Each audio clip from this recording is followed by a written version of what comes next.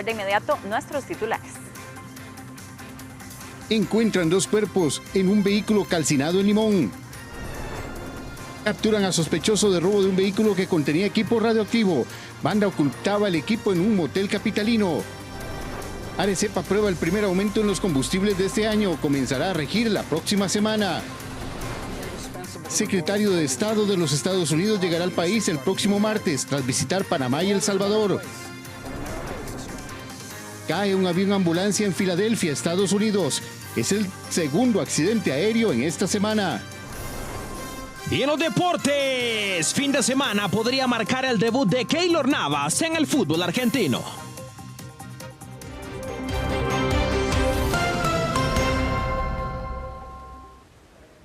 Iniciamos con las informaciones. 3 fallecidos en menos de 2 horas es el saldo de la ola de violencia en Limón. Una mujer fue atacada a balazos en barrio Limoncito, mientras que 2 cuerpos fueron encontrados dentro de un carro en barrio Los Lirios de ese cantón.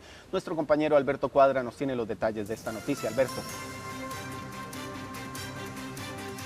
Así es, porque existe en estos momentos una alerta importante en la zona del Caribe de nuestro país, y esto por la violencia y también los homicidios.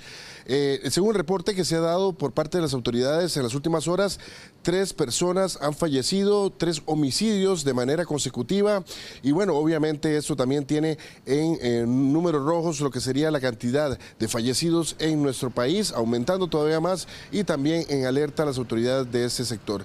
Según nos han reportado las autoridades y la policía también de la zona de Limón, el primer hecho se da en el sector conocido como Los Lirios, esto detrás de la escuela, donde se ha localizado un vehículo que estaba en llamas, y dentro de ese vehículo, en la cajuela, estaban 2 cuerpos. Esto ya fue constatado y también oficializado por parte de la policía, y en estos momentos está ya el organismo de investigación judicial en camino para realizar lo que sería la recolección de indicios y también la investigación de este nuevo caso de homicidio, donde 2 personas fueron encontradas en la cajuela de un vehículo que estaba completamente incendiado. La otra persona que falleció es en la zona conocida como Limoncito, a eso de las 7 de la noche, donde se reporta que una mujer fue atacada a balazos por un sicario, y esta pierde la vida luego de algunos minutos de luchar por su vida, y también el ser ayudada por algunas personas que estaban cerca y vecinos. Lamentablemente, pues una vez llegada la Cruz Roja, fue declarada fallecida en ese lugar. Así que son 3 fallecidos en menos de 2 horas en la zona de Limón, que nuevamente está evidenciando la ola de violencia que se está viviendo en ese lugar. Escuchemos lo que dice un experto con respecto a Limón y también muchas partes del país que están sufriendo de esta violencia y también de esta guerra narco en varios de los barrios de nuestro país.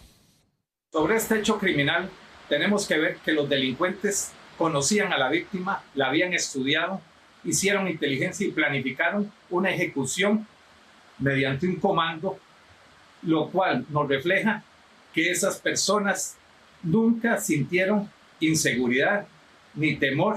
Bueno, solo esta semana también se había reportado una gran cantidad de asesinatos en la zona de Alajuelita, en la zona de San Sebastián, en la zona también de Punta Arenas, donde en horas de la tarde usualmente se estaban dando esos ataques, y esta vez, este viernes, al finalizar la tarde, ya ingresando a la noche, es que se dan estos 2 nuevos ataques donde mueren 3 personas.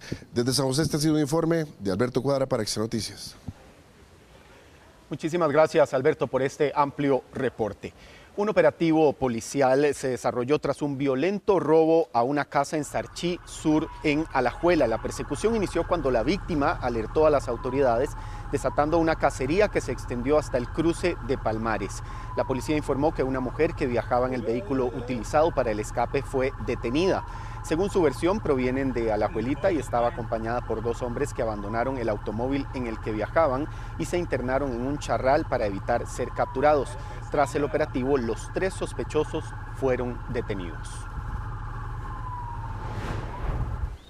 Y una colisión entre dos motocicletas y un carro en Cañas dio como resultado 3 personas heridas. Según la Cruz Roja, una de las víctimas tuvo una amputación de un brazo y pierna. Este incidente se reportó a las 4:26 de la tarde en Bebedero de Cañas. Personal de la Cruz Roja atendió el caso y trasladó a 3 personas al CAIS de Cañas. Uno de los heridos que fue reportado en condición grave sería uno de los motociclistas, mientras que el otro en condición crítica presentó lesiones en varias partes de su cuerpo también. Una tercera persona fue reportada estable en el centro médico.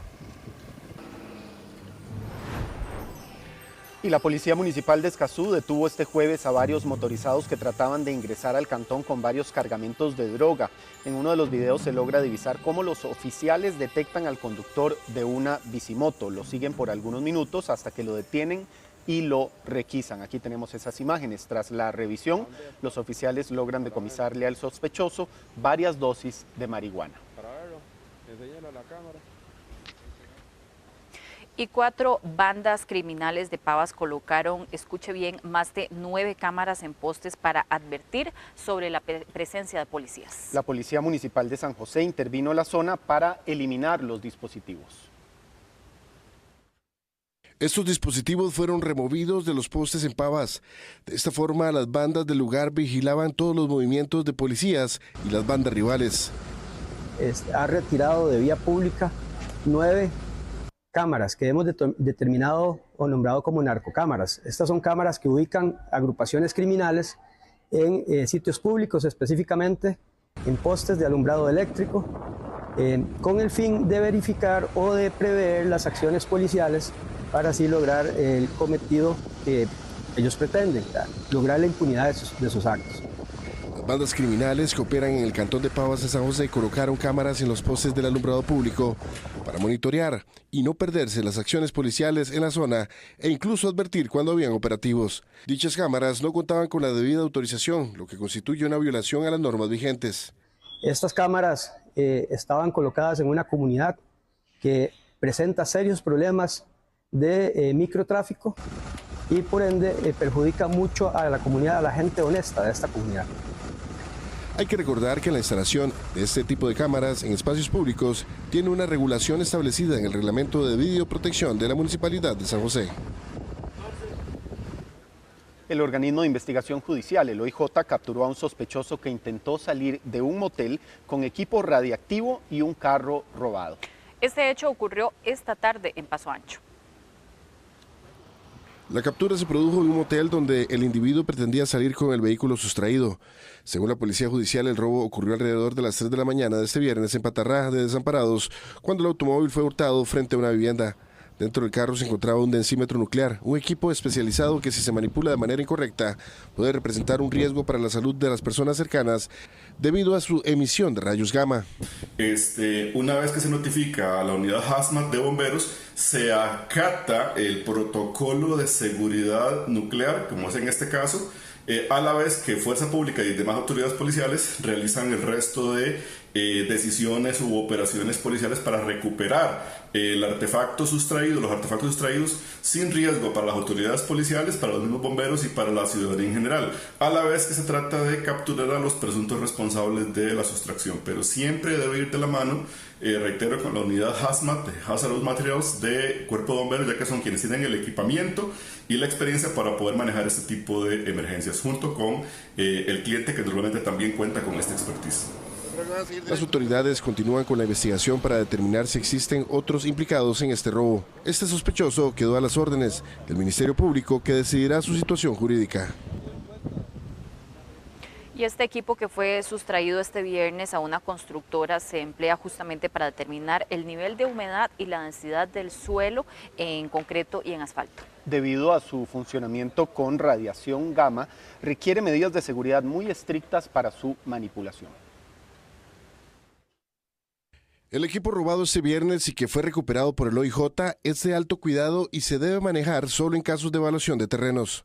Los densiómetros nucleares son equipos diseñados para determinar el nivel de humedad y densidad del suelo, concreto y asfalto, sin necesidad de extraer muestras o utilizar cualquier tipo de medición destructiva. Estos funcionan de dos formas: transmisión directa o retroinspección de radiación gamma. Los densímetros son usados por ingenieros, departamentos de transportes y constructores. Para manipularlos se requiere de capacitación, permisos y el uso de implementos específicos recomendados por el Ministerio de Salud por el tipo de energía con la que se trabaja. Según el protocolo del Ministerio de Salud, este aparato no se debe de abrir, manipular, romper, fundir o destruir. Evidentemente, al tratarse de un dispositivo que tiene una fuente radiactiva, tienen que seguirse todas las instrucciones técnicas de uso y las pautas de protección radiológica. Caso contrario, se podrían estar generando situaciones de riesgo para la salud y para la seguridad. Por ejemplo, si una persona manipula sin conocimiento o de forma irresponsable un equipo de estos, podría exponerse a la radiación ionizante, la cual, según las condiciones, podría generar desde quemaduras, síndromes, cáncer a mediano plazo o la muerte a corto plazo. Es importante indicar que estos equipos son manipulados exclusivamente por personal operador autorizado y calificado, con los requerimientos que exige la normativa nacional, y pueden provocar niveles de radiación peligrosos si no se implementan las medidas de protección radiológica necesarias para su uso y funcionamiento seguro. Y gracias a un sobrevuelo con un dron le mostramos la verdadera dimensión del nuevo deslizamiento que ocurrió en la zona norte. Se espera tener más datos para saber si hay o no más riesgo para algunas estructuras que hay específicamente en la parte más baja.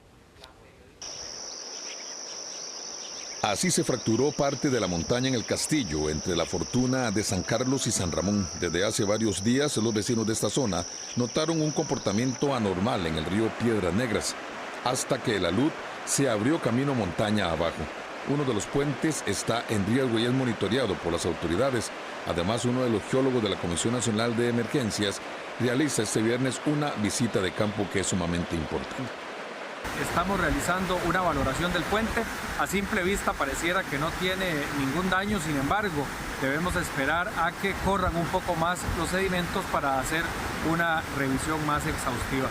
Hay que tener claro que los procesos de inestabilidad de laderas ocurren principalmente durante dos procesos de la saturación de los suelos. Una es cuando alcanza un pico máximo y detona la inestabilidad, y otra es cuando los suelos y los materiales tienden a ir disminuyendo y perder este porcentaje de saturación, cuando la contracción también puede generar desprendimientos. Y principalmente lo que tuvimos el día de ayer fue un evento de deslizamiento generado por este proceso de contracción de los suelos, de los materiales, cuando han ido perdiendo la cantidad de humedad o de agua contenida.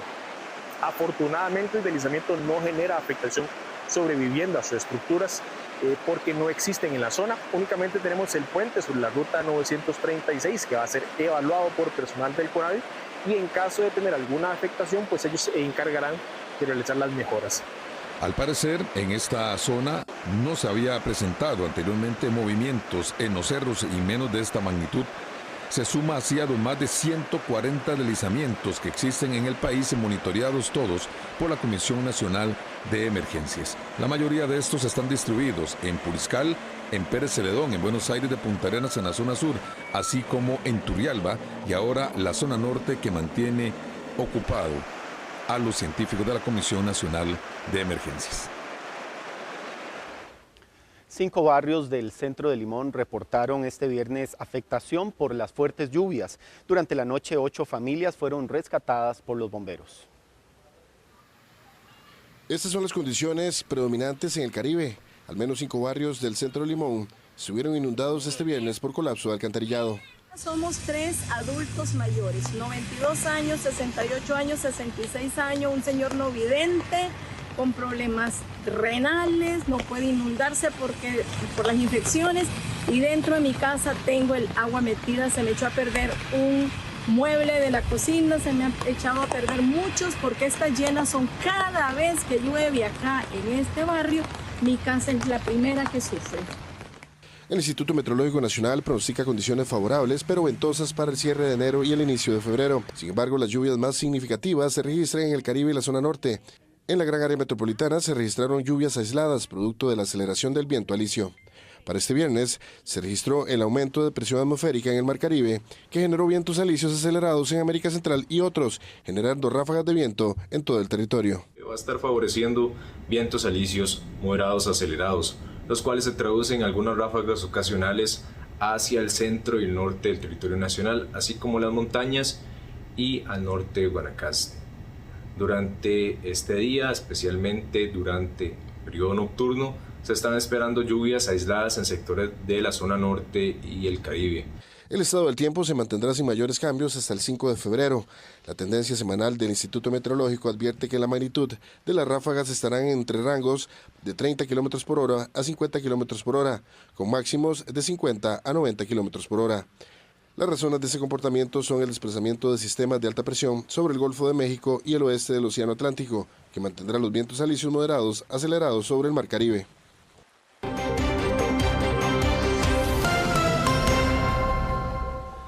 Y mucha atención, conductores, hay que prepararse porque los combustibles tendrán el primer aumento del año. Así es, el diésel será el combustible con el mayor incremento.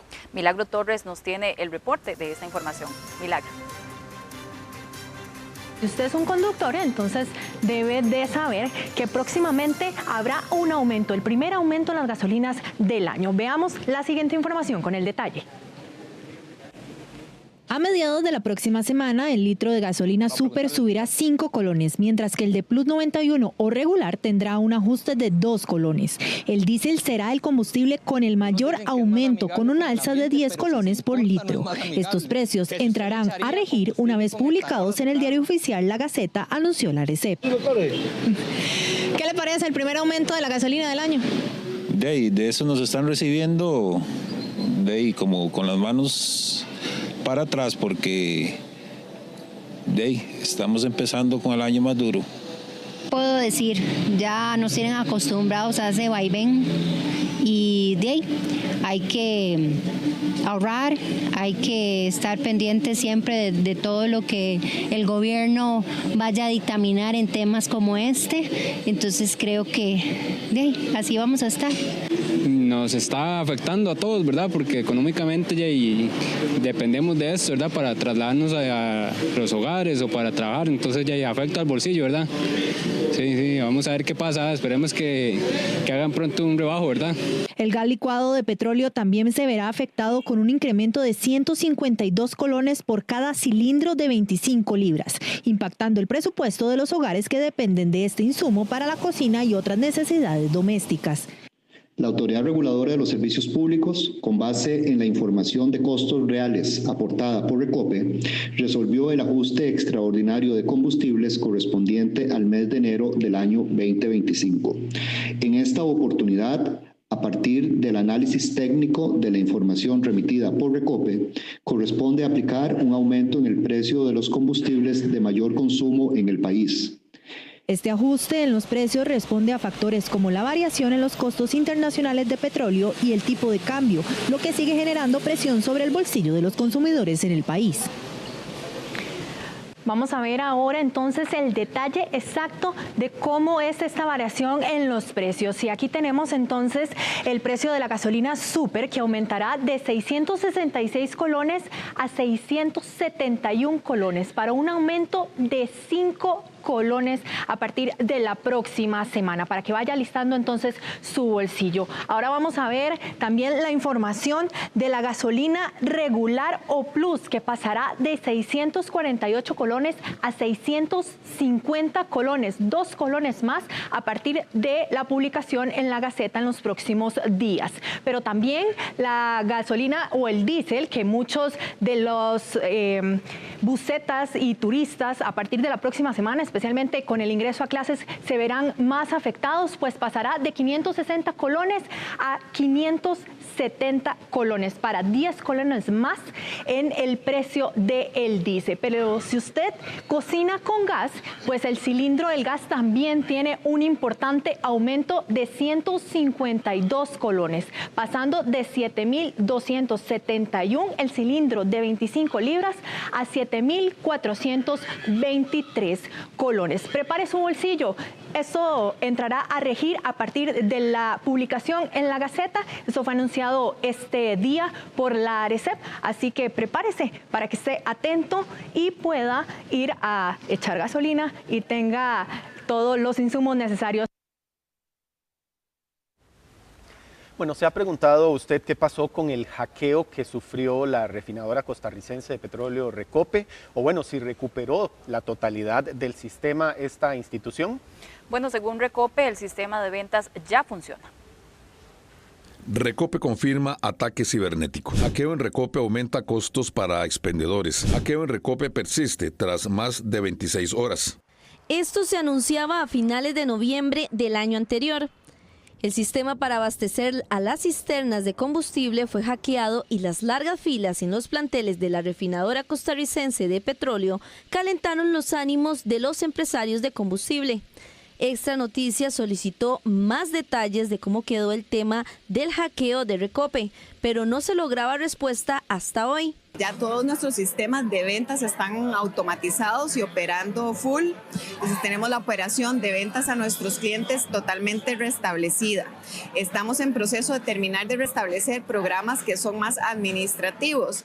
¿Y qué se sabe sobre el origen del hackeo y el estado actual del sistema?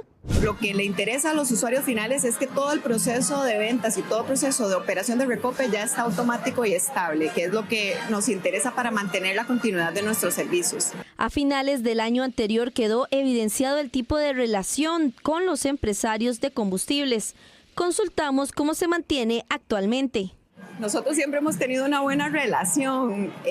Entendimos en los primeros días que pasó esta situación la incertidumbre que ellos tenían de las operaciones manuales, pero nosotros en 2 días prácticamente ya teníamos estabilizada la venta, ¿verdad? Entonces, consideramos que no hubo alguna razón operativa para las alarmas que ellos tenían, sin embargo las entendemos. Hasta el momento, el sistema que fue atacado en la institución no está al 100% recuperado.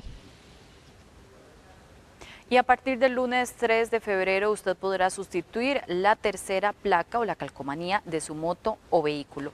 La motocicleta recibirá un sticker con un nuevo formato, pero lo más importante es que el nuevo dispositivo de identificación posee más medidas de seguridad y mantiene el tamaño y costo.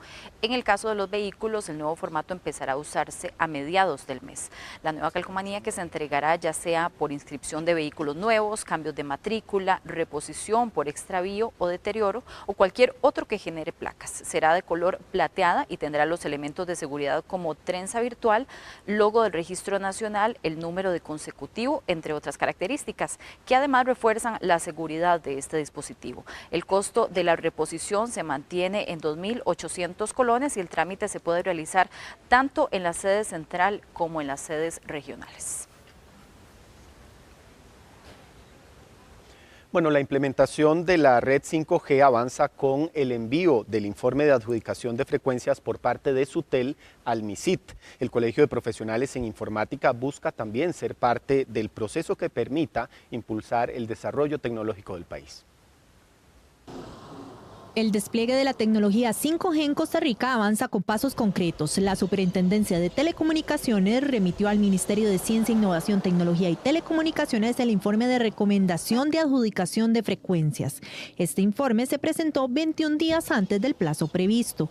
En este contexto, el Colegio de Profesionales en Informática y Computación celebró la implementación del proceso de subasta, destacando su transparencia e impacto positivo en el desarrollo del país. No sé si has escuchado que a veces hay un fake news de que es que una antena genera cierta radiación, que genera ciertas enfermedades, ¿verdad? Y estos mitos que van corriendo de boca en boca a veces afectan la implementación de la tecnología o temas como alfabetización digital. Además, el CEPIC hizo un llamado a complementar la expansión de infraestructura con iniciativas para fortalecer las capacidades técnicas y promover la alfabetización digital en todo el país. Esto lleva luego un proceso donde la SUTEL hace una recomendación y una validación de temas para enviar una recomendación al Poder Ejecutivo, y el Poder Ejecutivo pues lo que hace es que ya emite el acto final, que creería yo que está en junio o julio. Con una recaudación aproximada de 340 millones de dólares, el modelo de subasta garantizó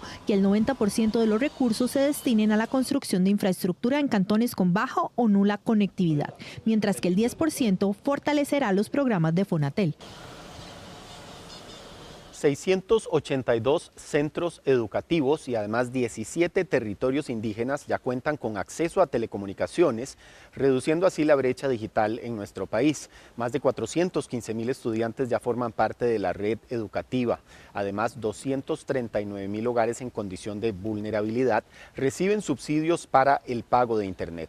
Zonas como Mastate de Orotina y Los Ángeles de Parrita cuentan con conexión por primera vez, al igual que el territorio indígena China Quichá en Pérez Celedón. Estos avances son parte del programa que Fonatel impulsa para dar acceso a la tecnología a zonas vulnerables. Y este viernes, en una gira presidencial por Punta Arenas, el mandatario Rodrigo Chávez dio por inaugurado oficialmente el nuevo hospital. En la actividad también estuvo presente la nueva presidenta de la Caja Costarricense del Seguro Social. El corte de cinta con el presidente don Rodrigo Chávez dio por inaugurado el Hospital Monseñor Sanabria de Punta Arenas, que desde el lunes anterior está ya funcionando. Más de una década de espera, pero hoy ya tienen un nuevo hospital, que además es el más grande y moderno de Centroamérica, aquí en el puerto. En su primera aparición en público, la presidenta de la Caja Costarricense de Seguro Social, Mónica Taylor, indicó que el centro médico estará recibiendo a toda la población de Punta Arenas, pero además de eso, dejará de tener que enviar pacientes a hospitales en el Valle Central a citas médicas. Hay orgullo, satisfacción, es la respuesta a una necesidad de muchísimos años y por supuesto la mejora en la atención del usuario. Esa es nuestra prioridad, siempre vamos a pensar en ellos y siempre vamos a hacer las cosas para bien. Está muy buena la infraestructura y el servicio se ve que es bastante ágil ahora. Me parece muy bien. Todo está muy bonito, muy organizado. Sumado a que, según el alcalde chuchequero, Randall Chavarría, señaló que el hospital también activará la economía de la zona. Alrededor de este edificio van a haber parqueos, van a haber nuevos servicios, van a haber sodas, van a haber restaurantes, van a haber una serie de actividades que van a generar otro tipo de actividad conexa, pero que también va a activar la economía. Punta Arenas cuenta con el hospital más grande de Centroamérica actualmente. Luego de 15 meses de construcción, esta mañana también se inauguró la ampliación del puente sobre el río Barranca entre Caldera y el Roble de Punta Arenas. En su último discurso como ministro del MOP, Mauricio Batalla indicó lo siguiente. Satisfecho de la labor cumplida. Es como cuando usted sale del cole y dice, aquí está, yo no sé si será un 100, pero sale usted y dice, me esforcé tanto, aquí está mi 90, aquí está mi 95. Papás, mamá, aquí está todo su esfuerzo, todo lo que ustedes me dieron a mí para que yo fuera al cole, aquí está el título. Y eso es lo que, por supuesto, me hace sentir orgulloso. El puente del río Barranca sobre la ruta 23 fue la última obra donde el ministro estuvo presente en su cierre de gestión. Inclusive Batalla indicó que para marzo ya empezarán las labores sobre el puente del río Barranca, eso sí en la ruta 1. Pero ya compramos el puente, ya lo tenemos y en la primera semana de enero, don Efraín Celedón me aseguró ayer, la primera semana de marzo damos orden de inicio a ese puente. No es que lo estoy comprometiendo ni mucho menos al futuro ministro, ni mucho menos, pero la primera semana de marzo tiene que estar la construcción de un puente que lleva 75 años ahí y que se está cayendo y que es una vergüenza ese puente para la entrada a la perla del Pacífico. Eso sí, en su último día, Batalla no quiso comprometerse sobre darle una valoración a su gestión.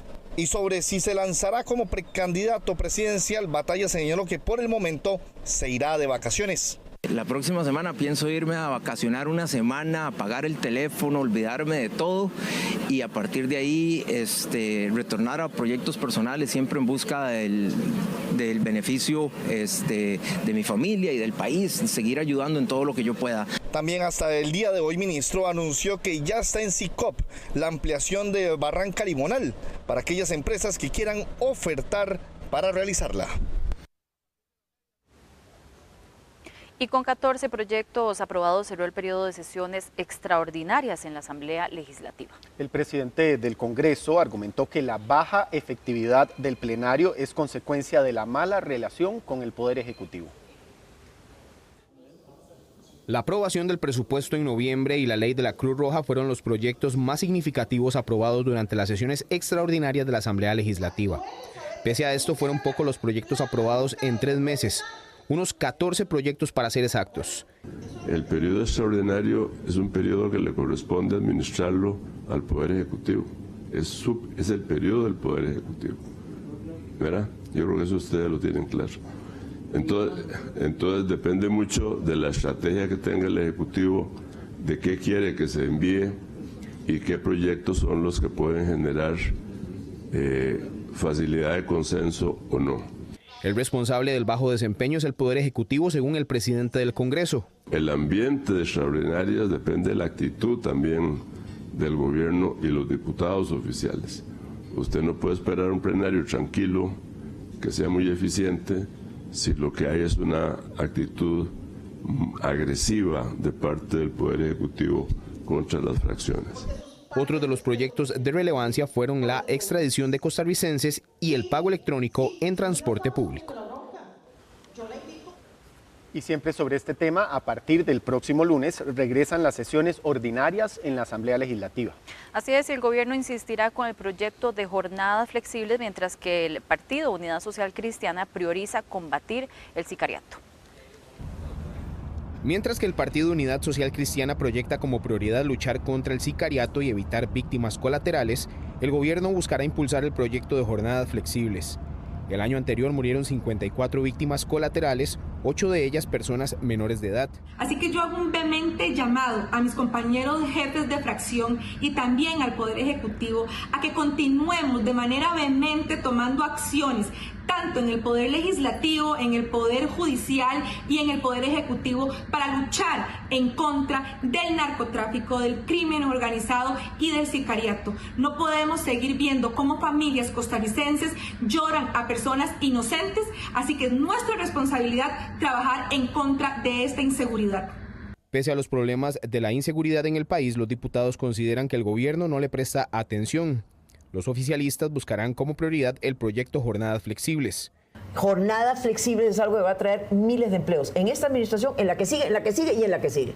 El Partido Liberal Progresista buscará impulsar el proyecto de vuelos baratos. Este lapso para las consultas permite también abrir un espacio para continuar las conversaciones y las negociaciones, porque la intención es que el proyecto de ley se apruebe habiendo atendido las preocupaciones de todos los sectores.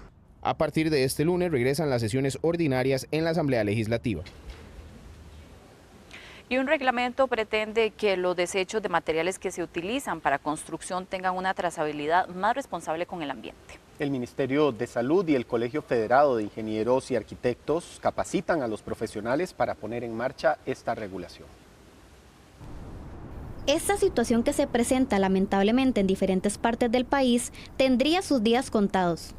Tanto el Ministerio de Salud como el Colegio Federado de Ingenieros y Arquitectos manifestaron sus posiciones respecto al Reglamento de Gestión de Residuos de Construcción, el cual pretende contar con una trazabilidad más clara y responsable con el manejo de este tipo de desechos. Algo muy importante para hacer algo con estos residuos que desafortunadamente terminan en nuestros ríos, en tajos, en vertederos ilegales, y que son importantes que tanto obras mayores como obras menores las gestionemos adecuadamente. Este reglamento nuevo lo que viene es a reforzar un poco más un mejor uso de estos residuos. Y la idea es que muchas veces, algunas construcciones puede ser, como bien lo dijo la ministra, llega una persona a ofrecer, aquí tengo un pick-up, me llevo eso.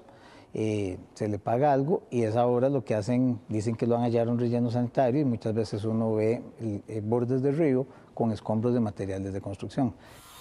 Ambas instituciones reconocen que no es una tarea sencilla, pero con la entrada en vigencia de dicho reglamento en julio, se pretende desacelerar esta situación. Permitimos que el uso de nuestra bitácora digital para que durante el proceso constructivo los profesionales respectivos puedan indicar en la bitácora el cumplimiento del plan conforme al reglamento que se acaba de aprobar.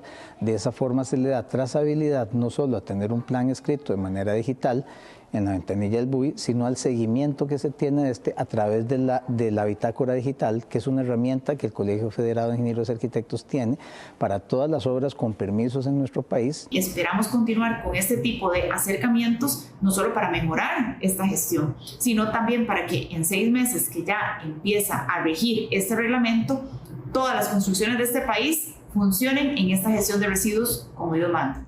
El reglamento de gestión de residuos de construcción entrará a regir en julio. Será justamente el próximo martes. En su gira buscará la cooperación para contrarrestar a China y además profundizar en asociaciones económicas. El nuevo secretario de Estado de los Estados Unidos, Marco Rubio, estará en Costa Rica como parte de su primera gira internacional. Este viernes, el representante del gobierno de Donald Trump para América Latina, Mauricio Claver Carone, oficializó a la prensa los detalles del viaje regional, el cual se extenderá del 1 al 6 de febrero. Aunque no se especificaron fechas, fuentes diplomáticas señalan que sería el próximo martes 4 de febrero cuando esté en Costa Rica. Se darían citas con las autoridades nacionales y empresariales. Como uno de los temas principales, Claver Carone mencionó el papel de China en la región. Al respecto, mencionó que el presidente Rodrigo Chávez entiende muy bien lo que significa la amenaza del gigante asiático en la zona.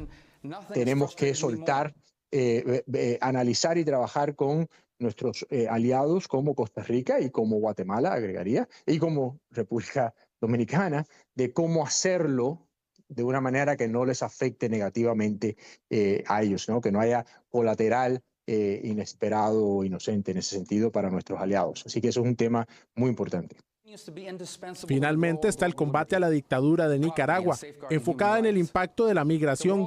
También buscarían revisar el Tratado de Libre Comercio entre Estados Unidos y Centroamérica, el CAFTA, para ver cómo sacar a Nicaragua del acuerdo sin afectar a los otros miembros. El hecho de que Nicaragua siga beneficiándose del Tratado de Libre Comercio de Centroamérica y que la mayoría de sus exportaciones vengan a los Estados Unidos es absurdo, pero lo que hemos estado trabajando con nuestros aliados, incluyendo a Costa Rica, y creo que será un tema, es de cómo poder remover a Nicaragua de este tratado sin afectar al resto de los otros países, porque desafortunadamente cuando ese Tratado de Libre Comercio de Centroamérica fue escrito y promulgado, fue hecho muy pobremente, se hizo muy mal. Claver Carone enfatizó en su conferencia el interés que tiene la administración de Trump por lo que pasa en la región. Marco Rubio abarcará también Guatemala, El Salvador, República Dominicana y Panamá. En temas de economía, el Banco Central de Costa Rica estima un crecimiento económico promedio de 4% para el bienio 2025-2026. Y la inflación mostrará una aceleración especialmente durante los primeros meses de este 2025. La economía de Costa Rica crecerá un 4.1% este 2025, de acuerdo con el informe de política monetaria de enero publicado por el Banco Central. La cifra de crecimiento proyectada representa una mejora en comparación a la estimación de octubre pasado, cuando se esperaba un 3.9%. El saneamiento de las finanzas públicas, principalmente en el recorte del gasto gubernamental, acompañado de una inflación hacia la baja, un control de precios de bienes y servicios y la mejora en el comercio internacional de Costa Rica, junto con otros elementos externos como la disminución de costos en insumos, principalmente en combustibles, así que Costa Rica tenga una mejor dinámica para el año 2025 y próximamente para el 2026. Para el 2026, el Banco Central prevé una leve desaceleración hasta el 4%. Ambas cifras de crecimiento serían inferiores al crecimiento del 2024, calculado en un 4,3%. El Banco Central recoge en su informe de política monetaria las proyecciones fiscales del Ministerio de Hacienda para el bienio 2025-2026, las cuales suponen mejores resultados en comparación con el 2024.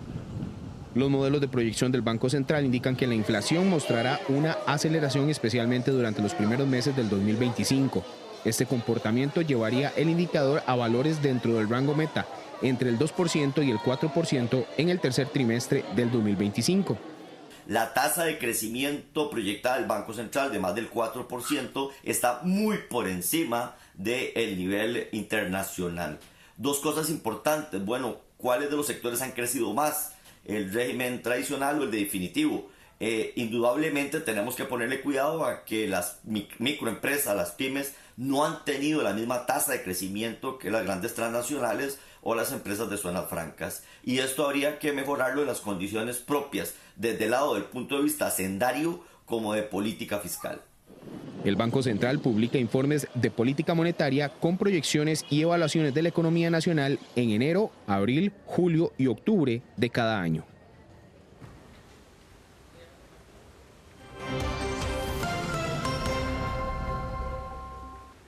Y la expresidenta de la Junta Directiva del Banco de Costa Rica fue absuelta este viernes. La Fiscalía la acusaba por mentir bajo juramento sobre su relación con el empresario Juan Carlos Bolaños. Es la segunda vez que un tribunal penal del país absuelve a la exjerarca del Banco de Costa Rica, Paola Mora Tuminelli. La Fiscalía le achacaba el mentir bajo juramento y ante los diputados el que no conocía al empresario Juan Carlos Bolaños Rojas, presidente de la empresa Sinosem, impulsora de la importación del cemento chino. Una vez más no hubo claridad, dice la juzgadora, por parte del Ministerio Público cuando se aportaron las pruebas. Este tribunal, en aplicación del principio universal de indubio pro reo, absuelve de toda pena y responsabilidad a Paola Mora Tuminelli por el delito de perjurio, que se le ha venido atribuyendo en perjuicio de la autoridad pública. Se ordena el levantamiento de cualquier medida cautelar que haya sido impuesta con relación al presente asunto. Se resuelve sin especial condenatoria en costa. Son los gastos del proceso a cargo del Estado. La expresidenta absuelta respira más tranquila y asegura que todo se trató de un montaje político en su momento para favorecer a una cementera en particular y represalias por investigar sobre precios en alquileres del Banco de Costa Rica y supuesto lavado de dinero a través de la banca pública.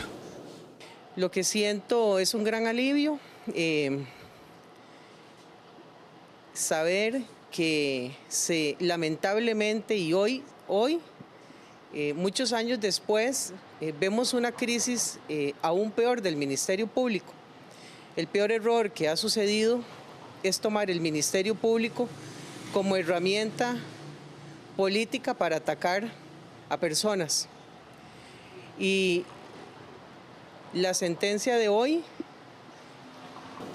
nunca he dudado de los tribunales de justicia costarricense, me ratifica la calidad y la ética que tienen nuestros jueces de ser objetivos, a pesar de las presiones que estas absolutorias puedan tener de manera personal y a la imagen del Poder Judicial. La Fiscalía había solicitado en sus conclusiones la pena máxima por perjurio, que son 2 años de prisión. Y el próximo viernes 7 de febrero se leerá la sentencia por el asesinato de Fernanda Sánchez y su hija. En sus conclusiones, la representante de la Fiscalía solicitó 88 años de prisión para el acusado. Por su parte, la defensa solicitó la absolución por duda. El acusado es la expareja y el padre de las víctimas. La lectura de la sentencia será a partir de la 1:30 de la tarde. Y hoy se cumplió el segundo día de juicio por la muerte de una bebé de 4 meses de edad. En este caso se juzga a los padres de la menor. La madre está detenida y el padre está en libertad. En este momento se escucha el testimonio de los testigos ofrecidos por la Fiscalía, entre ellos la médica patóloga quien realizó la autopsia de esta niña.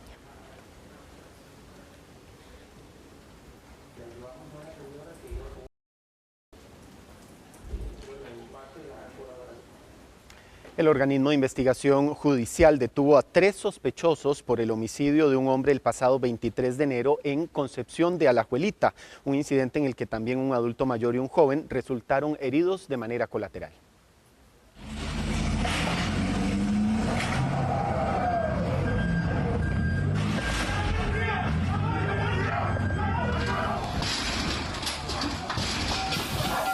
Así fue como la policía judicial detuvo a 3 sospechosos del asesinato de un hombre de apellido García el pasado 23 de enero en Concepción de Alajuelita, mismo incidente en el que hirieron colateralmente a un adulto mayor y a un joven. Las detenciones se llevaron a cabo en calle Fallas de Desamparados, Alajuelita, y en vía pública en Ciudad Colón por parte de la sección de homicidios. Sujetos pasan en motocicleta y disparan indiscriminadamente contra un lugar que es un punto de venta del grupo conocido como Los Lara, y en las afueras de este lugar habían varios masculinos consumidores. Pasan por el lugar, disparan indiscriminadamente, no satisfechos con esto, dan la vuelta a la cuadra y cuando habían terceras personas atendiendo a los heridos vuelven a disparar, resultando 2 personas heridas. El saldo son una persona fallecida y 2 heridos en el lugar de los hechos. Una motocicleta que aparentemente usaron el día de los hechos, municiones de armas larga, de pistola 9 milímetros y drogas fueron evidencias que decomisaron los agentes. Según Soto, estos allanamientos son con el fin de mitigar la ola de violencia en el cantón de Alajuelita. En lo que va del año, del mes, llevamos 6 homicidios con 8 heridos, una cifra muy alta, muy preocupante, y todo este tipo de acciones es para tratar de disminuir la incidencia de violencia en el sector de la policía. La idea es amedrentar al grupo contrario, dañar un punto de venta, y este objetivo es que estén allí, no importa si hay niños, no importa si hay adultos mayores, mujeres, etcétera. Eso es preocupante, peligroso, y por eso estamos tratando de generar acciones con la fuerza pública para disminuir la violencia en el sector. Los heridos en este caso están fuera de peligro, a pesar de que el adulto mayor recibió un disparo en su cadera y el joven en su rodilla. Si ellos son, que les apliquen la ley, ¿verdad? Si fueron ellos. Sí, lo único que digo es que felicito a la autoridad por el trabajo que hicieron, ¿verdad? Sí.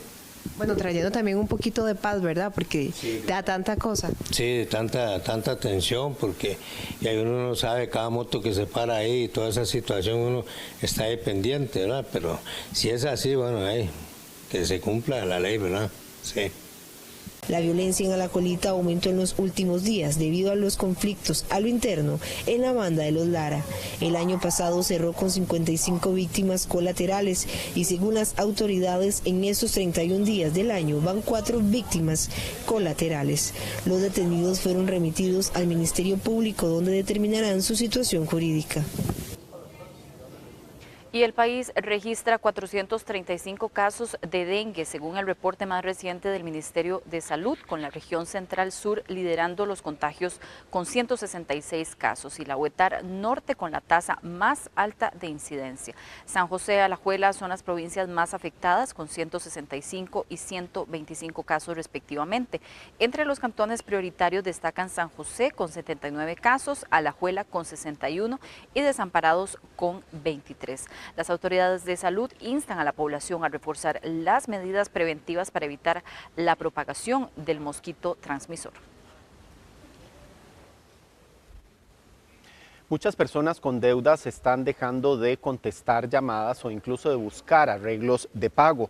Expertos alertan sobre mensajes falsos que circulan en redes sociales y que pueden poner en riesgo su récord crediticio.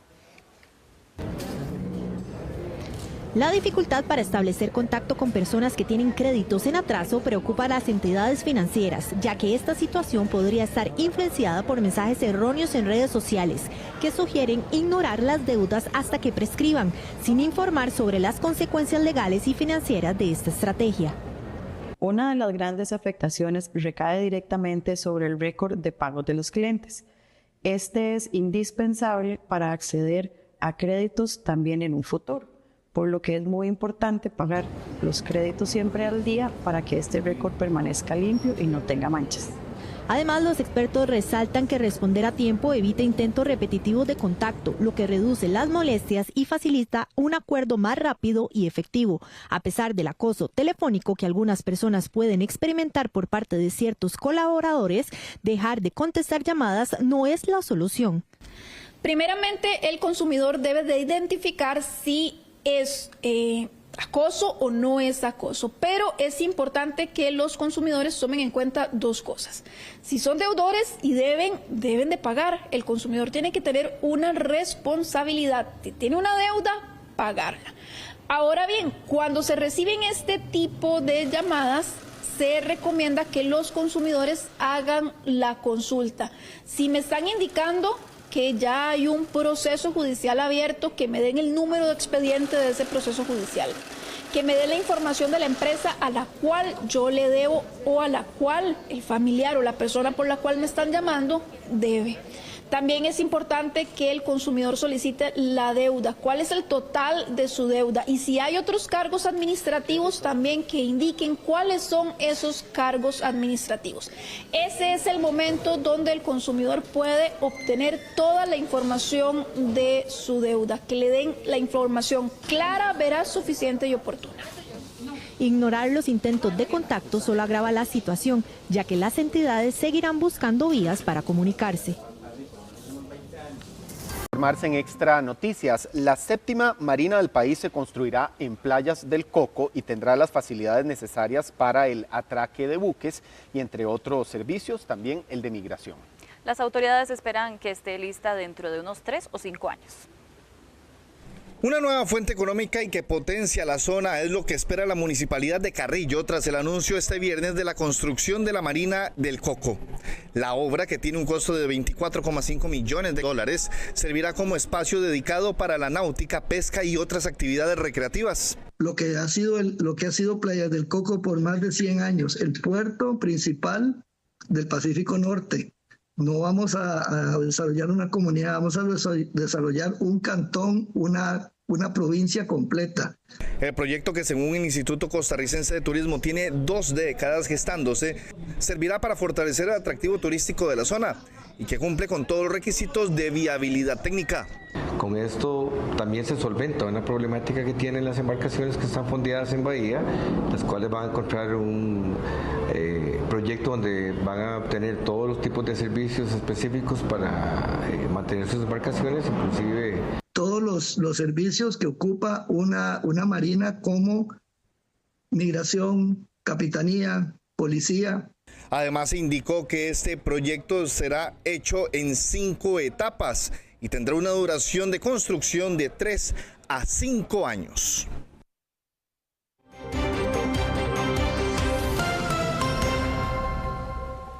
Bueno, y tener un botiquín para mascotas es una de las cosas que no pueden faltar en el hogar. Así es, esto le permitirá brindarle primeros auxilios en caso de cualquier accidente.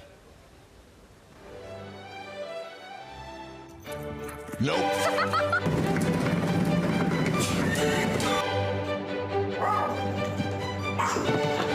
Un accidente le puede pasar a cualquiera, hasta su mascota. Por eso es recomendable que tenga un botiquín de primeros auxilios para animales. Estos son los elementos básicos que no deben faltar. Depende de qué sea, tenemos que estar preparados más o menos como para todo. Obviamente no vamos a tener un hospital veterinario en casa, pero sí por lo menos podemos tener algo que nos ayude a darle una primera atención a la mascota. Acá, por ejemplo, vemos unas gasas. Gasas son para limpieza de heridas. Tenemos unos guantes. Los guantes los debemos utilizar para protegernos nosotros. Tenemos también medicamentos que son, estos de acá, que son para el dolor. Este es, por ejemplo, tramadol, que es un analgésico, y esto, por ejemplo, es la loratadina, que es un antihistamínico, porque también ellos les puede dar reacciones alérgicas. Jeringuillas para dar el medicamento por vía oral. Nunca se debe inyectar a una mascota a menos que esté indicado por un médico veterinario. En caso de una laceración o una herida, tenemos una gasa en rollo y un cobán. Estos básicamente son insumos que uno puede utilizar para hacer un vendaje. Una intoxicación de un perro por morder a un sapo es de los casos más recurrentes y la leche no es el mejor remedio.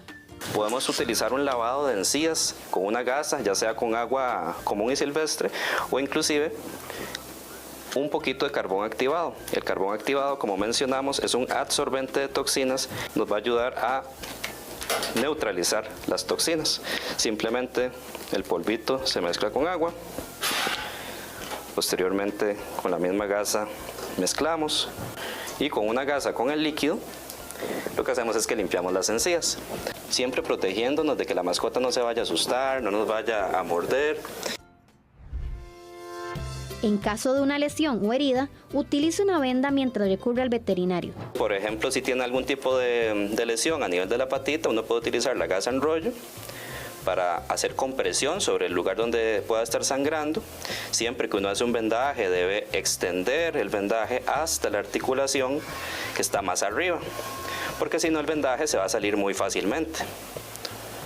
Después de aplicar el vendaje con compresión en el sitio que lo deseemos, podemos colocar una venda autoadherible Cobán.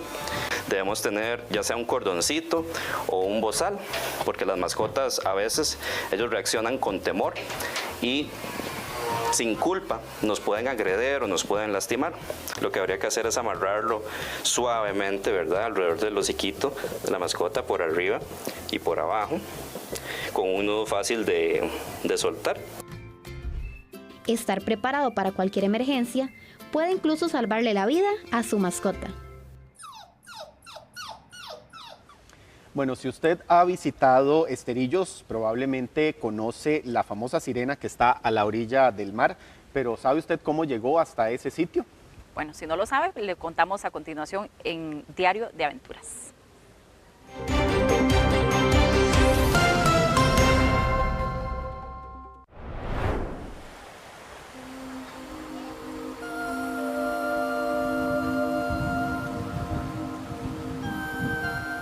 Un encuentro místico con una sirena. Eso fue lo que motivó a don Fernando a mudarse a Esterillos Oeste, en Jacó, y a crear esta escultura que ya tiene 31 años a la orilla del mar.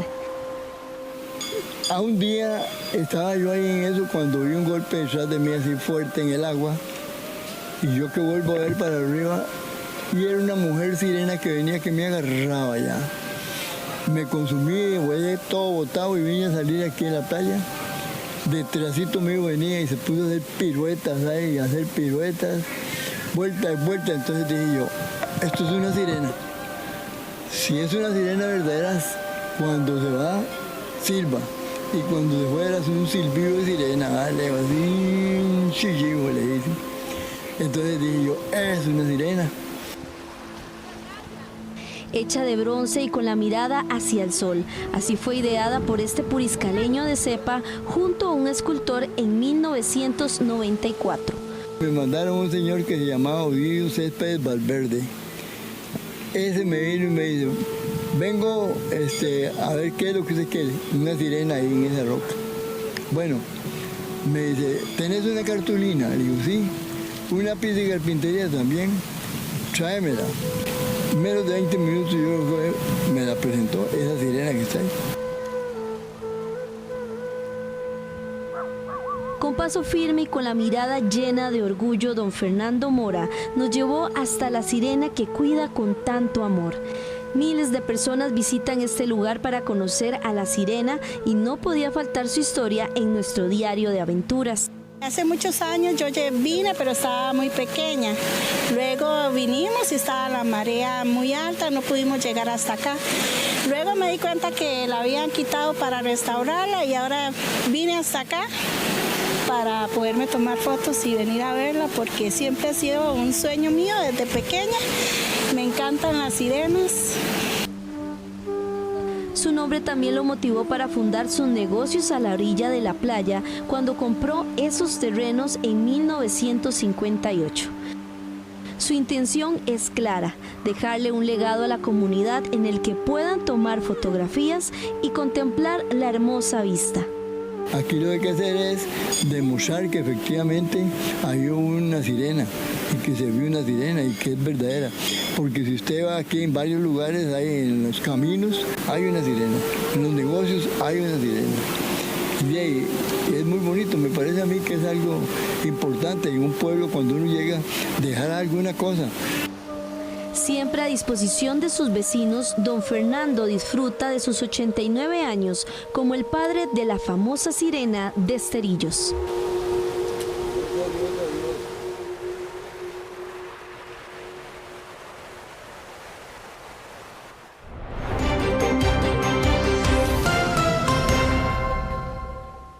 Bueno, y tome nota, hoy en nuestra agenda le presentamos una gran variedad de actividades. Así es, le vamos a dar opciones para que disfrute con su familia durante este fin de semana. Este fin de semana se realizará una serie de actividades en todo el país. Acá te mostramos algunas de ellas. San José. Este sábado el barrio chino le dará la bienvenida al Año Nuevo Chino 2025, con una agenda de actividades culturales y gastronómicas abiertas al público. El Teatro Eugene O'Neill lo invita este sábado a disfrutar de Revés Escena 2025, un espectáculo de danza contemporánea que explora los límites de la emoción humana. El Museo de los Niños los espera con su Campeonato Nacional de Personajes 2025. Contará con más de 30 personajes inflables y la actividad se realizará este domingo 2 de febrero a las 9 de la mañana. Este fin de semana, el Taco Fest llega al Río Campo de Lindora. Contará con diversas comidas típicas, actividades interactivas, un ambiente para compartir con amigos y familia. Cartago. Este sábado y domingo al Campo Yala de Cartago regresa el paseo gastronómico del asado y la parrilla, con su edición llena de sabor y emoción. Heredia.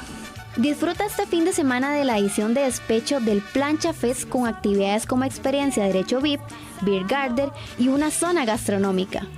Cuando yo te lo propuse. Punta Arenas. La comunidad indígena de Reycurreyimba en Buenos Aires de Punta Arenas los invita a disfrutar del Juego de los Diablitos. Gran variedad de opciones los esperan este fin de semana.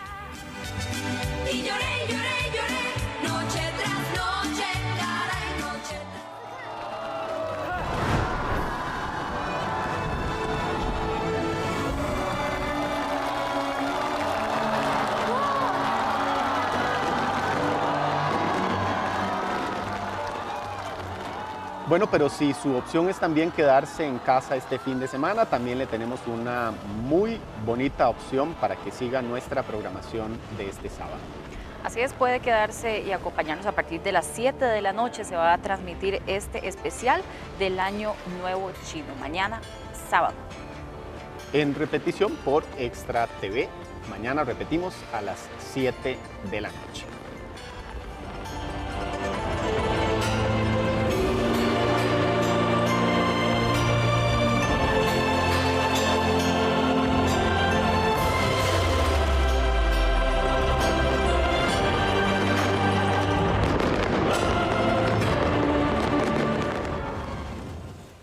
En otras actividades también el periodista Joel Álvarez presenta en su libro Relatos de un país perdido.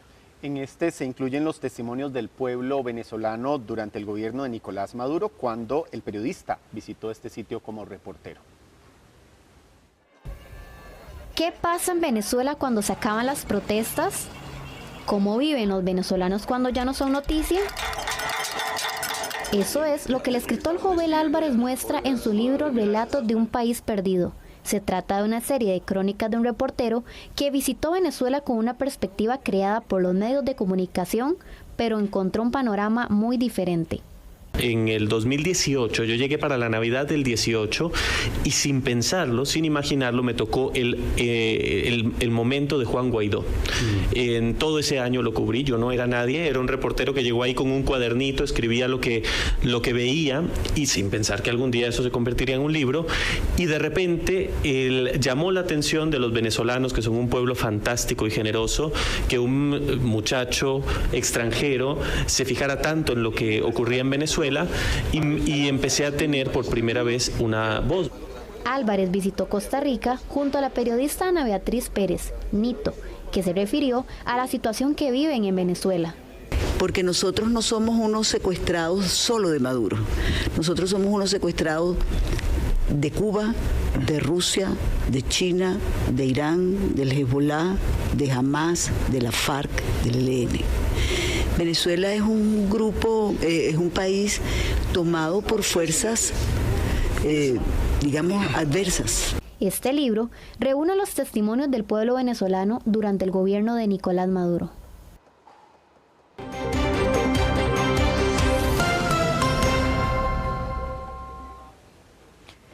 Y Venezuela inició este viernes con unos ejercicios militares. Lo hizo en la región fronteriza del Catatumbo.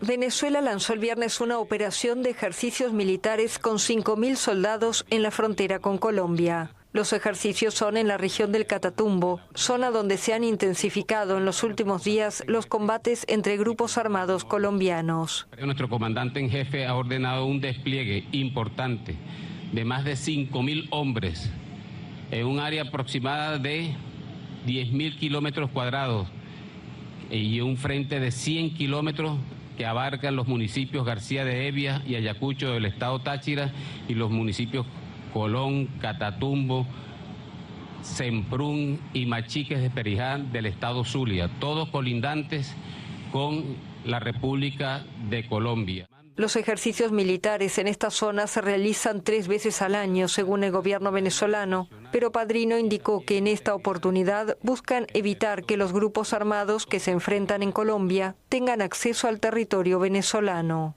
Hay que resaltar siempre todos los esfuerzos que hemos hecho para alcanzar la paz en Colombia, a pedido de la República y del Estado colombiano, a pedido. Siempre nosotros vamos a estar un pie al frente abogando por la paz de Colombia, que es la paz de Venezuela y es la paz de toda la región.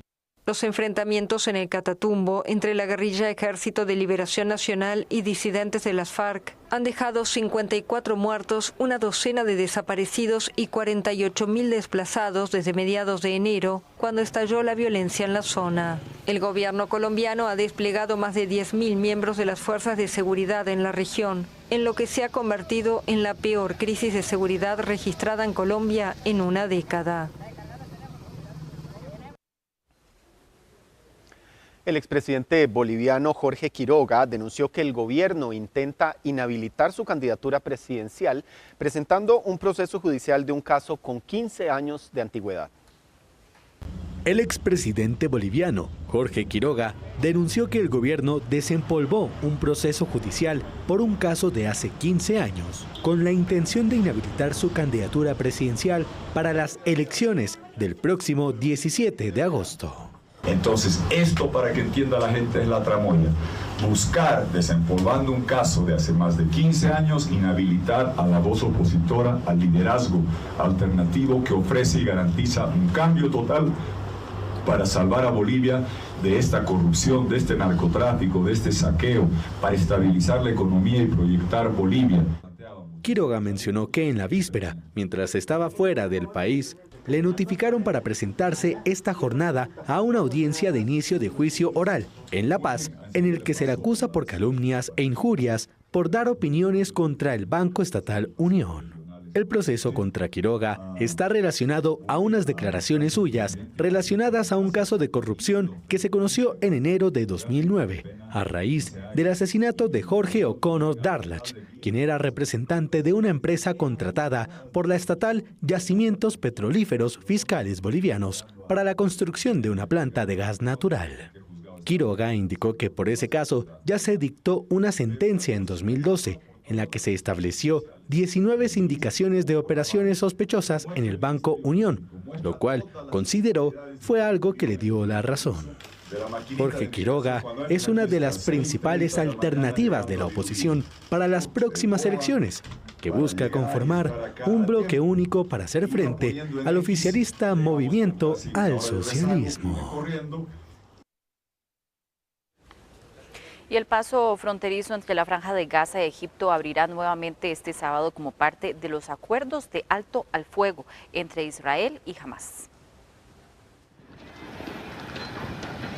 El paso fronterizo entre Rafah, en el sur de la Franja de Gaza, y Egipto abrirá el sábado tras el canje de prisioneros entre Israel y Hamás. Así lo indicó el viernes a la AFP una fuente del movimiento palestino. Otra fuente cercana a las negociaciones precisó que la iniciativa permitirá la evacuación de heridos como parte del acuerdo de alto el fuego. Rafah era un punto vital de entrada para la ayuda humanitaria en Gaza antes de que el ejército israelí tomara el lado palestino del paso fronterizo en mayo pasado. Desde entonces, el cruce ha permanecido cerrado, lo que ha provocado reiteradas condenas de Egipto y otros países, así como de organizaciones humanitarias. Israel y Hamás llevarán a cabo el sábado su cuarto canje de rehenes por prisioneros en el marco del acuerdo de tregua que entró en vigor el 19 de enero. Hasta ahora, el movimiento islamista palestino ha entregado 15 rehenes al Comité Internacional de la Cruz Roja a cambio de cientos de prisioneros palestinos. Los rehenes que serán liberados el sábado son Yarden Vivas, Keith Seigal, que también tienen nacionalidad estadounidense, y Ofer Calderon, que también tiene nacionalidad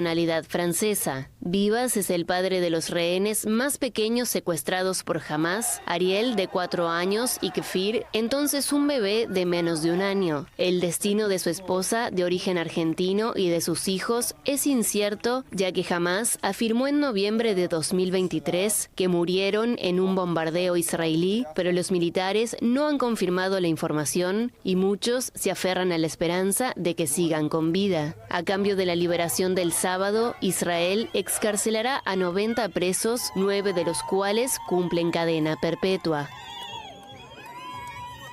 Cerramos la sección deportiva de este viernes. Aquí estaba, gracias Jason, aquí estaba viendo la página de Keylor Navas, dice enfocado y con muchas ganas de que llegue el domingo. Ojalá verlo realmente debutar con este cuadro leproso que tiene, digamos, muchísimas dudas en cuanto a un tema de portería y la afición espera que sea la solución a los problemas en la meta rojinegra. Al club le urge, además, y a Keylor también para jugar porque se estima que pueda regresar a la selección nacional en marzo, entonces si haces ahí, bueno, ojalá que regrese con ritmo. Ojalá. Buenas noches. Gracias, Jason. Gracias a ustedes por haberse informado con nosotros. Tendremos noticias en el fin de semana y además el reprise del especial del año nuevo chino. Mañana a las 7 de la noche. No se lo pierdan. Buenas noches. Buenas noches. Buenas noches.